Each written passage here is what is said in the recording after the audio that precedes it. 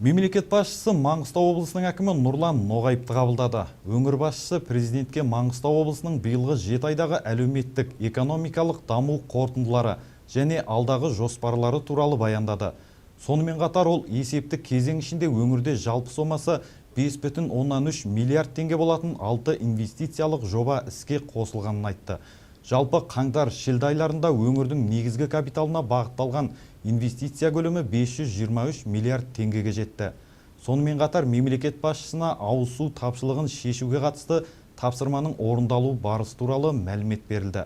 Бұл мәселені кезең-кезеңмен шешу үшін облыста 2025 жылға дейін 6 жоба жүзеге асырылады. Нәтижесінде тұщытылған судың көлемін 146 мың текше метрге дейін арттыруға мүмкіндік туады.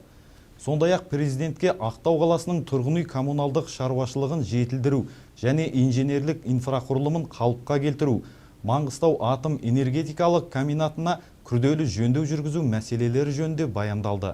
Кездесу соңында мемлекет басшысы облыс әкіміне Маңғыстау өңірі энергетикалық жүйесінің үздіксіз жұмыс істеуін қамтамасыз етуді және өңірдің әлеуметтік, экономикалық дамуының кешенді жоспар аясындағы міндеттерді іске асыруды тапсырды.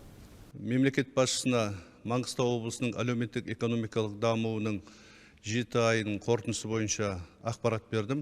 МАЭК мекемесінің ағымдағы және күрделі жөндеу шараларына бағытталған қаражаттың есебінен МАЭКтегі болған апатты жағдайды және алдағы уақытта қандай шаралар қабылдауымыз керек. Бұл мәселелер жөнінде де президенттің назарына ақпарат бердім.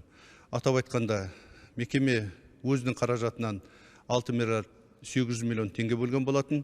Президенттің тапсырмасына сәйкес үкімет 4 миллиард 900 миллион теңге бөлді және облыстық бюджеттен 2 миллиард 600 миллион теңге бөлінді.